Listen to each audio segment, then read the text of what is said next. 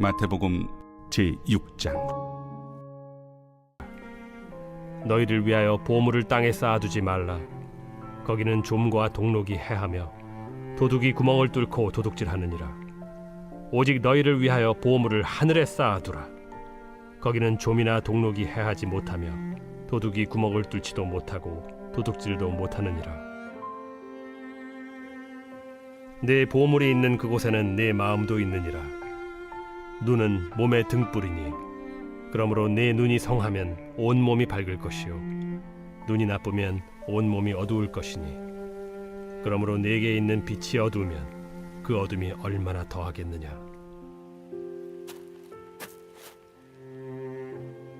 한 사람이 두 주인을 섬기지 못할 것이니 혹 이를 미워하고 저를 사랑하거나 혹 이를 중히 여기고 저를 경히 여김이라. 너희가 하나님과 재물을 겸하여 섬기지 못하느니라. 그러므로 내가 너희에게 이르노니 목숨을 위하여 무엇을 먹을까 무엇을 마실까 몸을 위하여 무엇을 입을까 염려하지 말라. 목숨이 음식보다 중하지 아니하며 몸이 의복보다 중하지 아니하냐. 공중의 새를 보라. 심지도 않고 거두지도 않고 창고에 모아들이지도 아니하되 너희 하늘 아버지께서 기르시나니 너희는 이것들보다 귀하지 아니하냐. 너희 중에 누가 염려함으로 그 키를 한 자라도 더할 수 있겠느냐. 또 너희가 어찌 의복을 위하여 염려하느냐. 들의 백합화가 어떻게 자라는가 생각하여 보라. 수고도 아니하고 길쌈도 아니하느니라. 그러나 내가 너희에게 말하노니 솔로몬의 모든 영광으로도 입은 것이 이 꽃 하나만 갖지 못하였느니라. 오늘 있다가 내일 아궁이에 던져지는 들풀도 하나님이 이렇게 입히시거든 하물며 너희일까 보냐. 믿음이 작은 자들아, 그러므로 염려하여 이르기를 무엇을 먹을까 무엇을 마실까 무엇을 입을까 하지 말라. 이는 다 이방인들이 구하는 것이라. 너희 하늘 아버지께서 이 모든 것이 너희에게 있어야 할 줄을 아시느니라. 그런즉 너희는 먼저 그의 나라와 그의 의를 구하라. 그리하면 이 모든 것을 너희에게 더하시리라. 그러므로 내일 일을 위하여 염려하지 말라. 내일 일은 내일이 염려할 것이요 한날의 괴로움은 그날로 족하니라. 할렐루야. 사랑하는 열린문교회 성도 여러분, 지난밤도 주님 주신 은혜와 평강 가운데 단잠 주무셨습니까? 아침을 깨우는 말씀, 화요일 이 아침에 주님께서 저와 여러분에게 주시는 말씀은 마태복음 6장 19절로 34절까지의 말씀입니다. 오늘도 주시는 살아계신 하나님의 말씀을 통하여 저와 여러분의 삶 가운데 선명한 성경적 기준이 세워지길 원하며 또한 세워진 그 기준대로 오늘 하루도 살아내심으로 주님께는 영광이요 저와 여러분에게 가장 복된 하루가 되기를 원합니다. 오늘 본문의 제목을 매일 성경의 해설자는 하늘의 보물이라는 제목으로 제목 삼았는데요. 오늘 본문을 읽어보신 분들은 아시겠지만 이 유명한 본문을 통해서 결국에 오늘의 제목이 뜻하는 바가 무엇이며 또한 우리가 지향하며 살아야 하는 것이 어떤 것인지에 대하여 분명한 메시지가 있음을 알 수밖에 없는 것 같습니다. 어제의 말씀을 통해서도 우리가 함께 나누었지만 예수께서는 그 제자들에게 어떻게 기도해야 하는지에 대하여 그 기도를 가르치셨습니다. 그러면서 그 이후에 연이어서 등장하는 본문인데요. 그렇기 때문에 앞뒤 문맥을 우리가 함께 연결하여 본다면 결국에는 예수님에게 기도를 가르친 주님께서는 기도하는 제자들에게 이제는 그들의 눈이, 그들의 시선이 어디를 향하여 구하고 기도해야 하는지에 대하여 말씀하십니다 라고 우리가 받아낼 수 있다라는 것이죠. 결국에 우리는 이 신앙생활에 오면서 이 기도의 중요성을 너무나 잘 알고 있습니다. 신학적으로 우리가 물론 보자면 기도라는 것 자체가 하나님의 뜻이나 하나님의 계획을 변개하거나 변경할 수 있는 것은 아님에 대해서 저는 여러분과 함께 충분히 양육하고 나누었습니다. 그 이유는 하나님께서는 이미 태초 이전부터 이루어져야 하는 일들과 일어날 일들에 대해서 이미 계획하시고 모든 것을 알고 계셨기에 그 중간에 어떤 변수로 인해서 그의 계획이 변경되거나 변개되어지는 일은 있을 수 없습니다 라고 여러분들에게 이야기했습니다. 그럼에도 불구하고 이 기도가 중요한 이유가 무엇이라 이야기했습니까? 하나님께서는 하나님의 그 뜻을 이루기 위하여 그 과정 가운데 이 기도라는 것을 통로로 하나님의 뜻을 이루기로 작정하였기 때문이다 라고 이야기했습니다. 그러므로 하나님의 시선과 하나님의 관점으로 볼 때는 우리의 기도가 하나님의 뜻을 변개하거나 변경하는 성질의 것은 아니겠으나 하나님의 뜻이 무언지 모르는 우리 인간의 눈으로 볼 때에는 결국엔 기도라는 통로를 통하여 하나님의 뜻을 이 땅 가운데 이루어야 하는 사명이 있기에 결국에 우리는 기도를 멈추지 말아야 한다라는 논리로 여러분들에게 기도의 중요성을 분명히 이야기하였습니다. 그렇기 때문에 이 시대를 살아가는 우리 그리스도인들은 하나님의 주권을 믿고 하나님의 계획하심에 대한 신뢰를 갖고 있지만 그럼에도 불구하고 우리는 기도를 쉬는 누를 범해서는 안 된다라는 것이죠. 그러나 이 기도의 중요성은 이전부터 너무나도 충분하게 우리들에게 강조되어 왔는데 사실은 어떻게 기도해야 하고 무엇을 기도해야 하는지에 대한 그 가르침이 분명하지 못하였음을 좀 보게 됩니다. 그러다 보니 기복주의 신앙에 있어서 가장 대표적으로 강조되어졌던 것이 어떻게 보면 이 기도라 할 수 있을 것 같은데요. 말 그대로 예수님께서는 이 기도의 중요성을 가르치시고 또 어떻게 기도해야 하는지에 대하여 분명히 가르쳐 주시며 그 목적 또한 우리들에게 말씀하셨지만 오늘날의 인본주의적이고 기복주의적인 신앙에 물들었던 이들은 이 기도라는 것을 예수 그리스도께서 가르쳐 주셨던 의도와 목적과는 전혀 다른 모양으로 강조하여 왔다라는 것입니다. 그래서 기도하는 이유는 예전에 우리 조상들이 그저 하늘에 기도하고 그리고 그들이 각자 믿었던 신들에게 빌며 기도하고 구하는 방식의 기도를 어떻게 보면 기독교인들에게조차도 적용하여 가르쳐 왔는지도 모르겠습니다.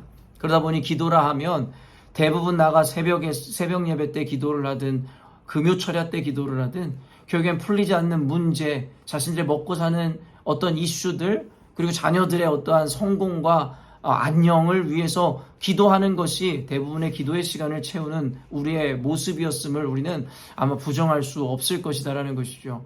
그러나 다시 한번 이야기하지만 결국에는 예수 그리스도께서 가르쳐 주셨던 그 기도와 우리의 조상들이 선조들이 결국엔 그들의 안녕과 이 복을 위해서 그들이 만들어낸 우상과 신들에게 절하고 기도했던 것과는 전혀 다른 의미를 예수님께서는 우리들에게 가르치셨다라는 것입니다. 그래서 예수님께서는 기도의 이 자세와 기도의 이 중요성을 제자들에게 이야기하면서 결국엔 오늘의 본문과 연결함으로 말미암아 기도하는 그들이 어느 곳에 시선을 두어야 하는지에 대하여 분명하게 우리들에게 가르치고 있다라는 것이죠. 그래서 실제적으로 22절, 23절 말씀을 보면 눈은 몸의 등불이니 그러므로 내 눈이 성하면 온몸이 밝을 것이요 눈이 나쁘면 온몸이 어두울 것이니 그러므로 내게 있는 빛이 어두우면 그 어둠이 얼마나 더하겠느냐.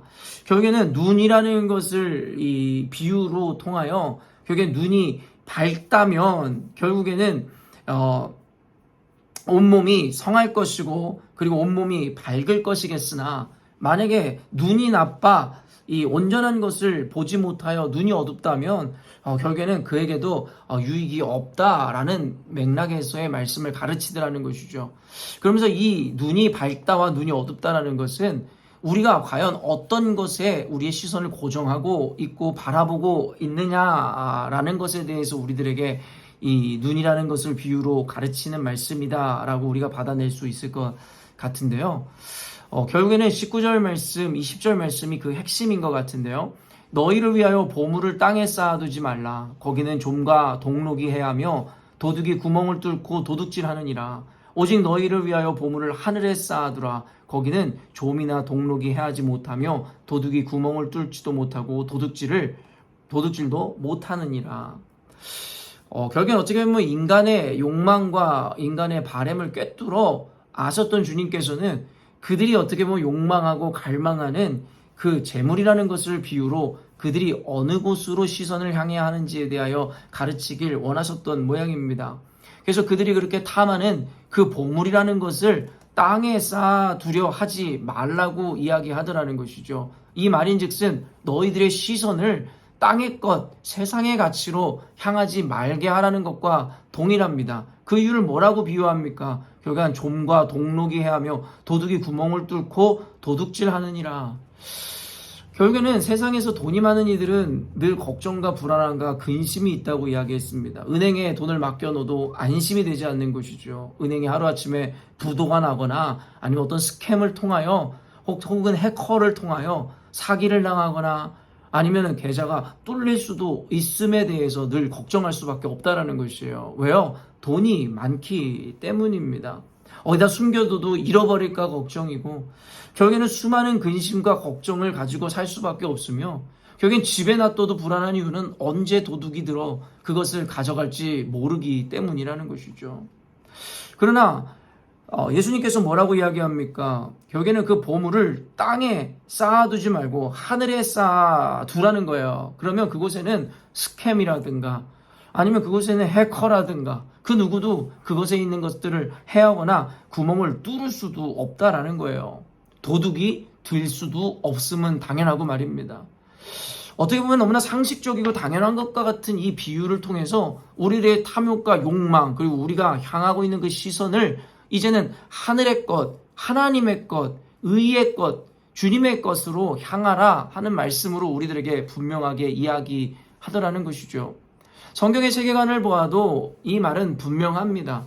결국 이 세상의 삶은 굉장히 제한적이고 한시적입니다. 아무리 이 세상에서 우리가 재벌이 되고 재벌에 버금가거나 아니면 재벌보다 더 뛰어난 어떤 왕이 된다 한다 할지라도 마찬가지입니다. 여기서 이곳에서의 삶이라는 것은 길어야 짧아도 80을 넘는다 할지라도 결국엔 길어야 100살 이상 살기 힘들다라는 거죠. 결국 우리들의 연수는 100년이 어떻게 보면 그 맥시멈이라고 이야기할 수 있을 것인데 결국에는 우리가 아무리 부와 명예, 성공을 거두어 혹이나 아까도 이야기한 그 위험으로부터 그것을 보호하고 피하였다 할지라도 결국 그것을 누리며 살 수 있는 것은 100세 이상 되지 않는다라는 것입니다. 그러나 주님께서 우리들에게 말씀하시는 것은 무엇이냐면 우리의 삶은 이곳에서 이 세상에서 끝나는 것이 아니라 그 이후의 내세에 이 사후에 결국에는 영원의 삶이 펼쳐진다라고 우리들에게 가르치고 있다라는 거예요. 그래서 그 영원의 삶이라는 것에 비하면 이곳에서의 100년의 삶이라는 것은 먼지보다도 짧은 그리고 작은 시간의 개념이다라고 성경은 우리들에게 이야기합니다. 그렇다면 우리가 바보가 아니라면 이 사실을 믿는 자들이라면 우리는 이 땅에 보물을 쌓아두는 것에 대하여 고심할 것이 아니라 영원한 나라에서 어떠한 모습으로 영생을 살아갈 것인지에 대해서 고민하는 것이 너무나도 당연한 이치이며 상식이라는 것을 우리는 깨닫게 된다라는 것이죠. 그럼에도 불구하고 우리가 그리스도인이지만 이 세상의 가치를 두고 세상의 보물을 쌓아두고 성공을 원하는 삶을 산다면 사실은 이와 같은 논리는 우리들에게 더 이상 의미가 없는 것일지 모르겠어요. 왜냐하면 이와 같은 논리를 가르치고 배우기 이전에 우리는 우리의 믿음부터를 점검해야 하기 때문입니다. 성경에서는 우리들에게 이 영원한 삶에 대해서 분명하게 이야기하고 있고 결국에 우리가 이 땅에서의 어떠한 믿음으로 어떠한 삶을 사는지가 결국에는 그 영원한 삶을 어떠한 곳으로 향하게 될 것인지에 대한 향방을 결정할 것이다라고 이야기함에도 결국에 우리는 그 믿음이 있노라 이야기하면서도 여전히도 하나님의 말씀을 거슬러 이 땅의 가치를 두고 이 땅에 욕망하는 것들을 욕망하며 살아간다면 결국에 우리는 논리의 부족의 문제가 아니라 사실은 믿음 없음의 문제임이라고 우리는 고백할 수밖에 없다라는 것이죠. 그래서일까요? 결국에는 이후에 나오는 일들이 이곳에 이후에 나오는 비유들이 결국에는 이 믿음 없음에 대해서 지적하는 그리고 말씀으로 이어지게 되더라는 것이죠. 뭐라고 이야기합니까? 제가 사실은 좋아하는 말씀 중에 하나여서 설교 중에도 여러분에게 많이 인용하는데요. 33절 보면 그런즉 너희는 먼저 그의 나라와 그의 의를 구하라. 그리하면 이 모든 것을 너희에게 더하시리라. 여러분 이 위에 이 문맥들 보면 지금 제가 읽어드린 이 말씀은 결국엔 제가 지금까지 아침을 깨우는 말씀 통해서 여러분에게 전했던 메시지처럼 결국엔 너희들은 하늘의 것을 바라보고 하나님의 나라를 꿈꾸라. 그것을 먼저 바라봐라. 그러면 너희들이 욕망하고 구하는 모든 것들에 대해서 하나님께서는 책임져 주시고 너희들에게 지원을 아끼지 않을 것이다 라는 그 우선순위에 대해서 이야기하고 있음을 우리는 알게 되죠. 그런데 그 위에 인용하면서 했었던 말들 중에 핵심이 무엇이냐면 30절 보면 오늘 있다가 내일 아궁이에 던져지는 들풀도 하나님이 이렇게 입히시거든 하물며 너희일까 보냐 믿음이 작은 자들아 라고 이야기하고 있습니다. 즉 우리의 믿음으로 연결하여 결국엔 우리가 하늘의 것을 향하고 있지 못함은 논리의 부족이거나 아는 것이 없어서가 아니라 사실은 믿음이 없어서라는 것에 대해서 분명하게 예수님께서는 꼬집더라는 것이죠.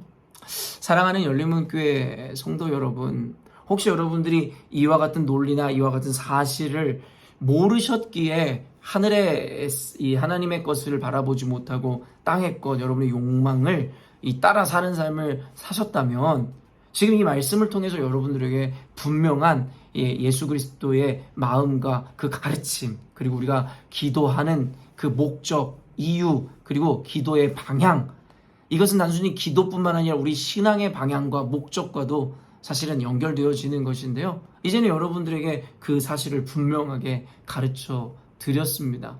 그렇다면 몰랐었던 이전의 삶에 살아왔던 방식을 버리시고 이제는 핑계댈 수 없는, 이제는 하나님의 말씀의 기준을 우리가 배웠기에 이제는 세상의 가치관에 집중하지 마시고 하나님의 나라와 의에 집중하시고 시선을 고정하는 여러분이 되었으면 좋겠습니다. 다만 아마도 대부분의 분들은 이미 이와 같은 논리라든가 가르침, 그리고 이와 같은 기준을 모르셨던 분은 없으셨을 것 같습니다. 그렇다면 이와 같은 기준을 알고 있었음에도 불구하고 그에 합당한 삶을 살아가고 있었지 않았다면 오늘 예수님께서 말씀하시는 것처럼 우리의 믿음 없음에 대해서 오늘 점검해 보시는 하루가 되었으면 좋겠습니다. 단순히 예수님은 살아계십니다. 예수님은 우리에게 모든 것에 대한 공급자가 되어주시고 영원한 삶을 책임져 주시는 분이십니다. 라는 고백만으로 사실은 그것이 우리의 믿음이다라고 착각하셔서는 안 됩니다. 믿음이라는 것은 우리의 삶으로 증명해내고 보여낼 때라야 그것이 진정한 믿음이라 주님께서 인정하시리라 믿습니다. 말은 믿음의 자녀처럼 하지만 삶에서 우리의 선택이라는 것은 결국엔 우리의 것, 땅의 것, 우리의 욕망하는 것, 우리의 바램들을 붙잡고 있다면 그 믿음을 온전타 주님께서 결코 인정하시지 않을 것이기 때문입니다. 사랑하는 열린문교회 성도 여러분, 다시 한번 이야기하지만 주님은 살아계십니다. 그리고 그 살아계신 주님께서 하신 말씀은 분명한 진리이며 반드시 이루어질 예언의 말씀과 같습니다. 지금 이 시점에서 우리가 주님의 말씀이 사실인지 거짓인지, 그리고 그것이 불명확한 것인지 명확한 것인지, 우리는 이것에 대해서 헷갈려하거나 의심하는 이들은 없을 것입니다. 다만 그 말씀대로 살아가고 있지 못한 삶 살고 있다면 우리의 믿음에 대해서 점검해 내심으로 주님께서 가르쳐 주신 그 말씀대로 순종하는, 그래서 주님께서 주시고자 하는 그 온전한 열매와 은혜를 받아 누리는 저와 여러분이 되었으면 좋겠습니다. 사랑하는 열린문교회 성도 여러분, 결국엔 주님께서는 우리들의 지식과 논리와 우리들의 어떠한 이 지식 지적 수준을 요구하시는 것이 아니라 한결같이 성경에서는 믿음을 요구하고 계시다라고 말씀하고 있습니다. 주님의 전능하심과 공급하심, 그리고 주님의 살아계심을 믿는 저와 여러분이라면 오늘 예수님께서 기도할 때나 살아갈 때나 우리의 시선을 땅의 것에 두지 말고 하늘에 두라라고 말씀하심을 기억함으로 오늘도 혹시 가치관과 또 삶에서 또 여러분의 신앙관 안에서 또 충돌되어지는 그 문제 가운데서도 믿음으로 하나님의 그 관점, 하나님의 시선으로 또한 신앙의 모습으로 옳은 것을 선택해내는 저와 여러분이 되었으면 좋겠습니다. 함께 기도하겠습니다. 사랑하는 하나님 아버지, 감사합니다. 오늘 말씀 너무나 익숙하고 잘 알고 있는 말씀임에도 어찌 보면 우리가 그 말씀대로 살아내고 있지 못함을 보게 됩니다. 그러면서 성경은 그와 같은 우리의 삶을 꼭 집어 믿음이 작은 자들아 라고 우리들에게 이 따끔한 질책을 하고 계시지는 않는가를 생각해 보게 됩니다.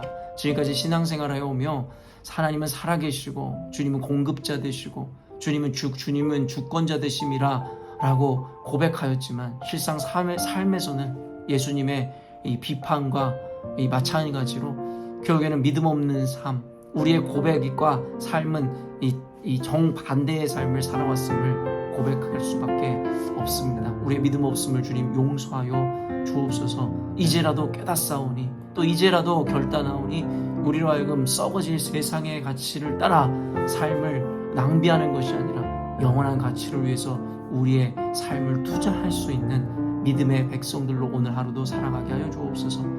그와 같이 믿음을 선택하여 살아가는 이들이 그 과정 가운데 힘에 부치고 또 시험에 들고 때로는 좌절과 절망 가운데 있을 때에 주님께서 함께 하심으로 그들에게 힘을 주시고 능을 주시고 주변에 도움을 허락하심으로 끝까지 그 믿음의 길을 걸어갈 수 있도록 주님 도와주시고 축복하여 주옵소서.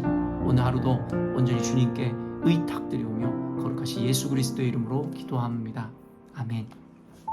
사랑하는 열린문교회 성도 여러분, 오늘도 주님께서 허락하시는 가장 복되고 귀한 하루를 맞이하였습니다. 오늘 하루가 주님이 허락하신 대로 가장 복되고 귀한 하루가 되게 하기 위하여 저 여러분들에게 이 베풀어 주신 하나님의 하나님이 주신 하루를 살아낼 때에 믿음인으로서 믿는 자로서 부족함이 없는 믿음의 삶을 살아내셨으면 좋겠습니다. 아침을 깨우는 말씀은 내일 아침에 또 만나도록 하겠습니다.